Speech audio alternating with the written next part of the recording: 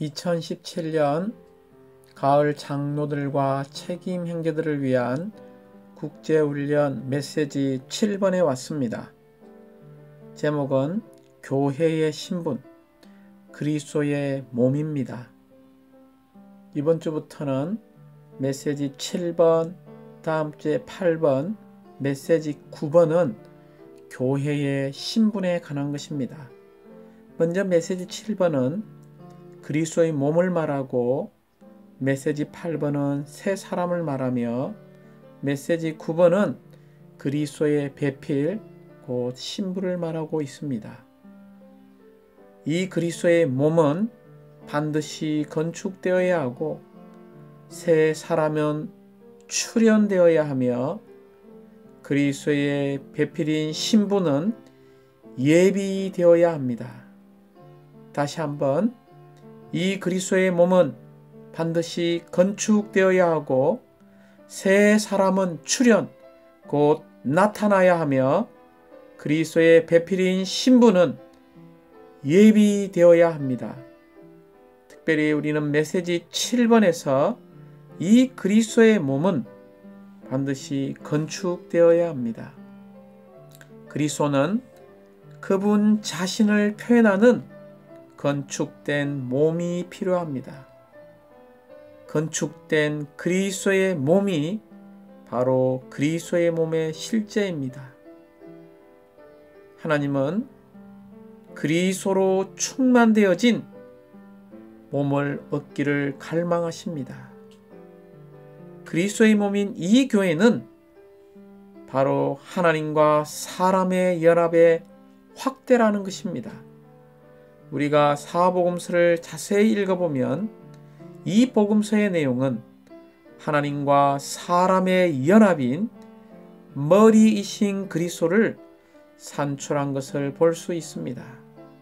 그러나 그분이 죽고 부활한 이후, 심지어 승천한 이후에 쓰여진 이 사도행전에서는 하나님과 사람의 연합의 확대가 그리스도의 몸을 산출한 것임을 보여주고 있습니다.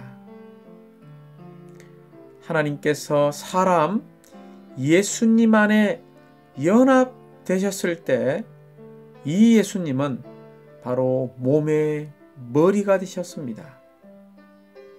또 하나님께서 많은 사람 안에 연합되셨을 때에 이 많은 믿는 이들이 바로 이 머리의 몸이 된 것을 볼 수 있습니다. 그러므로 하나님과 사람의 연합이 있을 때 그리스도의 몸이 있고 그리스도의 몸의 실제가 있습니다. 이 실제가 바로 그리스도의 몸에 나타남이요 그리스도의 몸의 표현입니다. 형제 자매님들, 한면에서 구원받은 우리는 그리스도께 속했고 또한 그리스도의 몸 안에 있는 지체들이지만, 다른 면에서 우리 가운데 그리스도의 몸의 실제가 얼마나 나타나는가는 매우 중요한 문제라는 것을 알아야 합니다. 곧 우리 안에 하나님과의 연합이 얼마나 있느냐의 문제라는 것입니다. 우리에게 이러한 하나님 사람의 연합이 있을 때마다 우리는 그리스도의 몸의 실제의 일부가 되는 것입니다. 곧 그리스도의 몸의 실제는 하나님 사람의 생활, 하나님과 사람의 연합인 하나님의 사람의 생활입니다. 이 하나님의 사람의 생활은 바로 죽고 부활하는 생활입니다. 날마다 자신을 향하여서는 죽고, 날마다 신성한 생명, 부활 생명 안에서 부활하신 그리스도를 체험할 필요가 있습니다. 이 그리스도의 몸의 실제는 삼일 하나님의 실제의 영입니다. 에베소서 4장 4절에서 몸이 하나요 성령도 한 분이십니다라고 말하고 있습니다. 만약 그 영이 없다면 몸도 있을 수 없습니다. 그 영이 바로 그리스도의 몸의 본질이자 실제이기 때문입니다. 그 영은 삼위일 하나님의 실제가 되셨을 뿐 아니라 그리스도의 몸의 본질과 실제가 되셨습니다. 로마서 8장 6절에서는 영에 둔 생각을 말하고 있으며 로마서 8장 4절에서는 영을 따라 행하는 이들을 말하고 있습니다. 우리가 영 안에 살 때 그리스도의 몸의 실제를 살아낼 수 있고 또한 그리스도의 단체적인 몸의 표현이 될 수 있습니다. 메시지 7번은 그리스도의 몸을 말하고 있습니다. 특별히 메시지 7번은 로마 숫자가 5개로 되어 있습니다. 로마자 1번은 교회는 그리스도의 몸이라는 것입니다. 로마자 2번은 그리스도의 이 몸이 어떻게 형성되었는가를 보여주고 있습니다. 로마자 3번은 그리스도의 몸의 실제를 말하고 있으며 로마자 5번은 개인적인 그리스도가 아니라 단체적인 그리스도, 곧 몸 그리스도를 말하고 있습니다.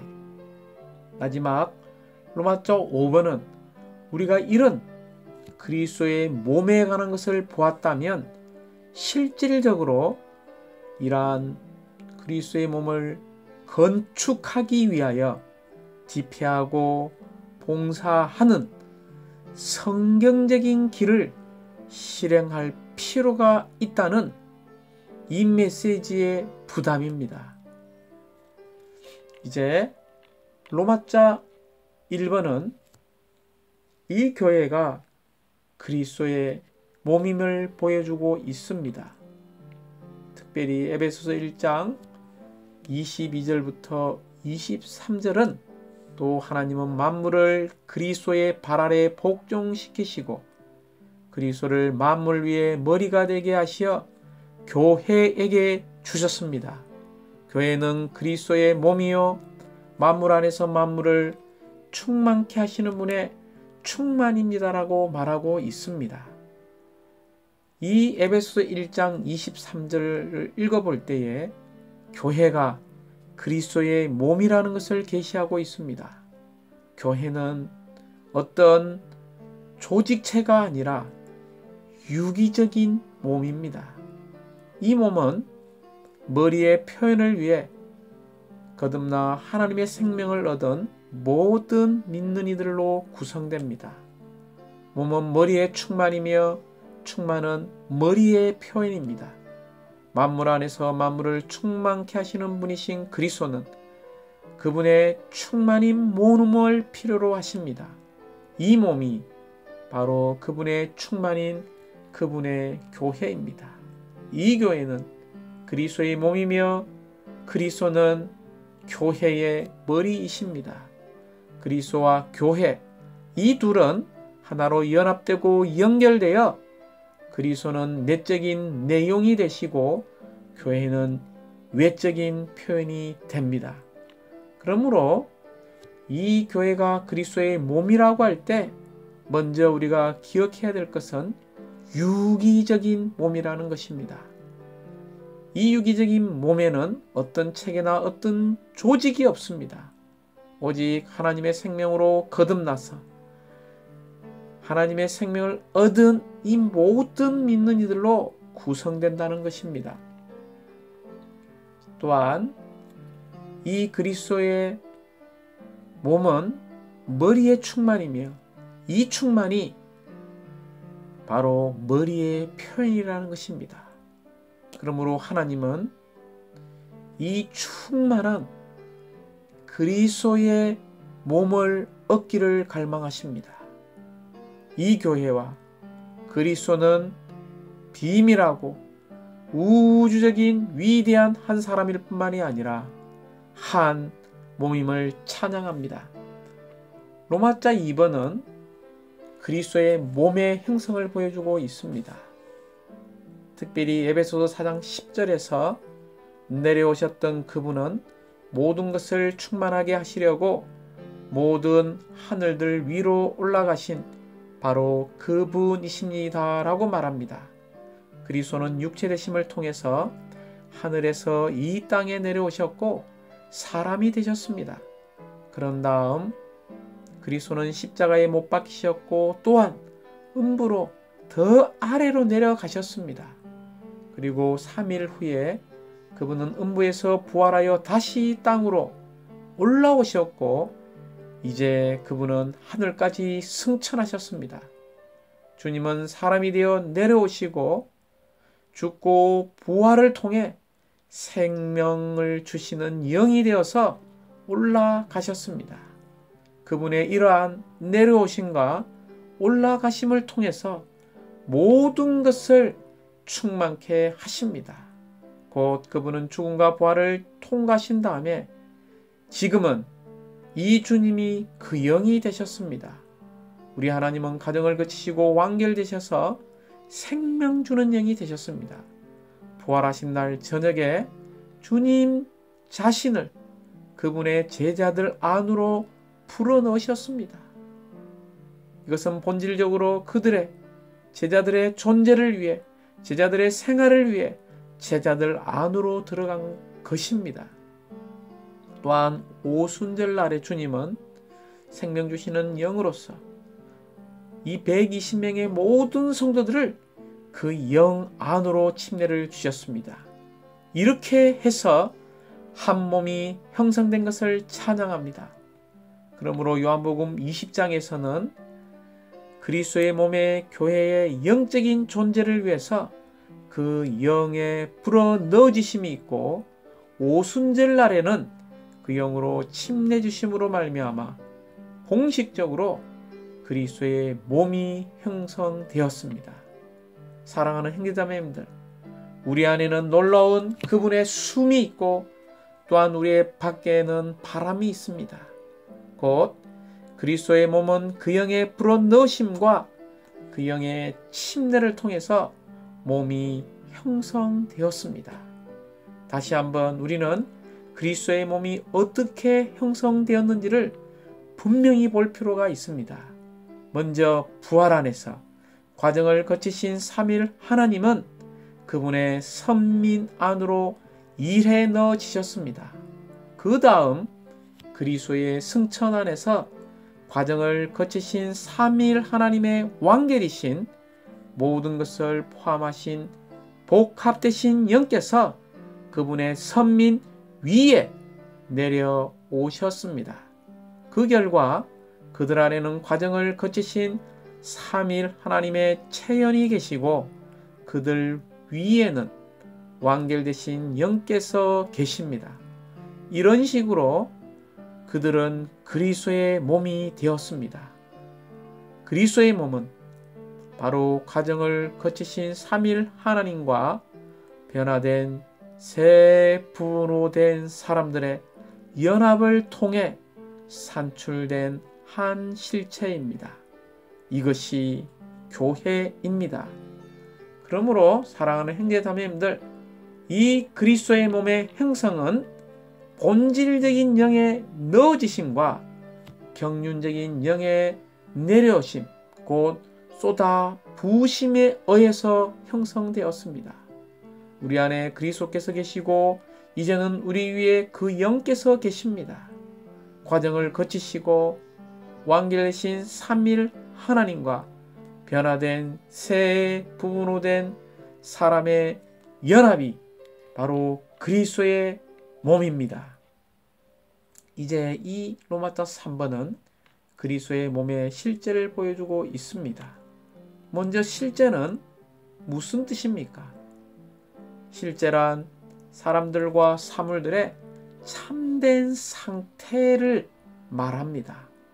그러므로 이 몸의 실제는 완결되신 3일 하나님의 실제의 영이라는 것입니다. 다시 한번 그리스도의 몸의 실제는 3일 하나님의 실제의 영입니다. 그러므로 바울은 에베소서 4장 3절에서 그 영의 하나를 힘써 지켜야 한다라고 분부했습니다. 그 영의 하나는 바로 실제에 있어서 그 몸의 하나입니다. 그 영은 한 몸의 본질이요 실제입니다. 그러므로 한 영이 없다면 몸은 내용이 없는 공허한 그릇에 불과합니다. 몸이 몸인 것은 그 안에 이 영이 있기 때문입니다. 우리가 요한복음 14장을 읽어보면 거기에 실제 영, 곧 보혜사를 주님께서 부활 이후에 보낼 것을 약속하셨습니다. 이 실제의 영은 전적으로 그리스도의 몸의 형성을 위한 것입니다. 그리스도의 몸의 실제를 산출하기 위한 것입니다. 우리가 요한복음 12장을 읽어볼 때 많은 미랄들이 하나의 떡이 된 것을 볼 수 있습니다. 또한 요한복음 17장을 볼 때 주님은 하나를 위해서 기도하셨죠. 이 하나를 위해 기도한 이 하나가 곧 그리스도의 몸의 실제의 하나라는 것입니다. 삼일 하나님 전체가 이제는 과정을 거치시고 완결되셔서 그 영이 되셨습니다. 그 영이 바로 과정을 거치신 삼일 하나님의 실제이십니다. 그러므로 우리가 자주 선포하는 고린도전서 15장 45절 하반절에 있는 마지막 아담은 생명을 주시는 영이 되셨다는 이 진리는 위대한 진리라는 것입니다. 이제 우리는 로마서 4번의 단체적인 그리스도, 곧 몸 그리스도에 왔습니다. 그리스도의 몸인 교회는 단체적인 그리스도입니다. 우리가 몸 그리스도이기 때문에 우리는 모든 면에 있어서 그리스도여야 하고 그리스도가 되어야 합니다. 이럴 때 우리는 단체적인 그리스도의 일부가 될 것입니다. 요한복음 20장에서 그 영을 숨으로 제자들 아래 불어넣는 것이 있고, 사도행전 2장에서는 그 영의 침례가 있으며, 고린도전서 12장에서는 그 영을 마시는 것이 있습니다. 우리 모두는 이제 한 영을 마실 수 있는 위치에 있습니다. 그 영을 마심으로써 우리는 신성한 삼일성이 우리 존재 안으로 분배되시는 것을 체험하고, 또한 우리가 그 영을 마심으로써 이 단체적인 그리스도, 몸 그리스도로 조성될 수 있습니다. 우리가 한 영을 마시면 마실수록 신성한 요소가 더욱더 우리의 조성 성분이 되어 우리를 한 몸, 곧 그리스도, 몸 그리스도가 되게 할 것입니다. 이제 우리가 이 머리이신 그리스도 자신과 모든 믿는 이들을 지체들로 구성하는 것이 단체적인 그리스도입니다.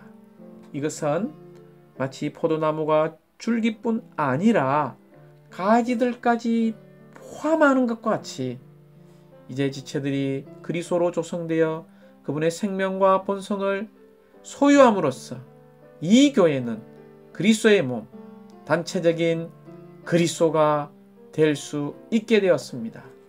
이것을 위하여 우리는 한 몸 안으로 침례받았고, 이제는 그 영을 마심으로써 몸 그리스도가 되어가고 있습니다. 그 영을 마심으로써 우리는 신성한 삼일성이 우리 존재 안으로 분배되시는 것을 체험하고 몸으로 조성되고 있는 것입니다. 이제 마지막 로마자 5번에 왔습니다. 집회하고 봉사하는 성경적인 길을 우리가 실행할 필요가 있습니다. 우리가 이런 하나님의 성경적인 길을 취하기 위해 우리는 하나님께 정하신 길을 가야 합니다. 하나님께서 정하신 길을 가기 위해서 우리는 매일 아침 부흥되어야 하고 매일 승리하는 생활을 살아야 하며 영에 의해 그리고 영을 따라 행하는 삶을 살아야 합니다. 이 길이 우리의 집회와 봉사에서 영향력을 있게 할 것입니다.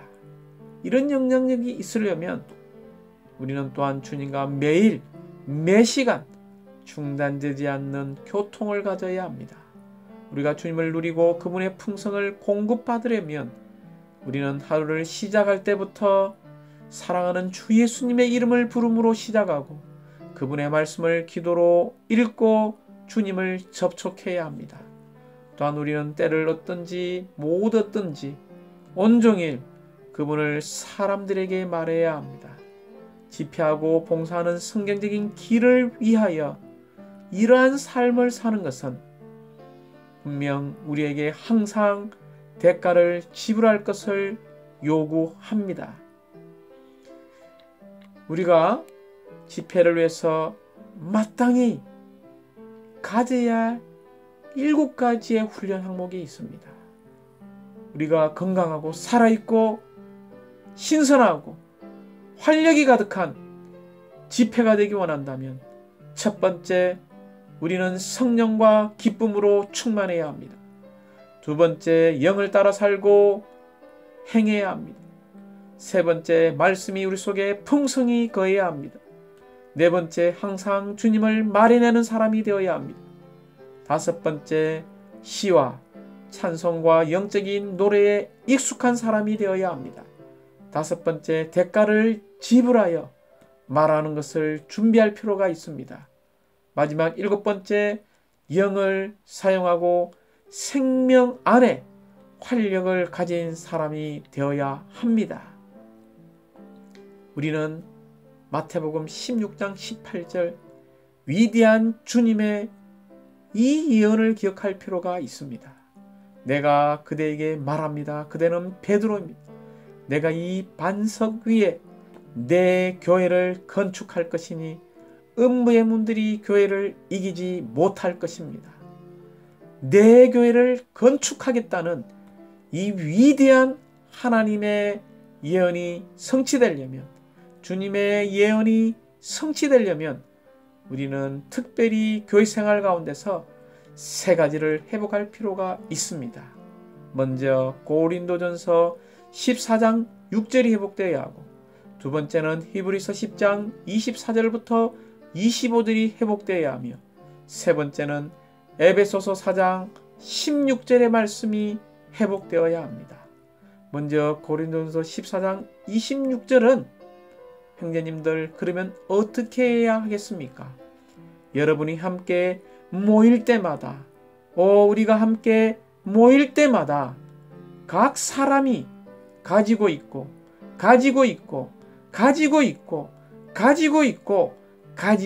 있고라고 말하고 있습니다.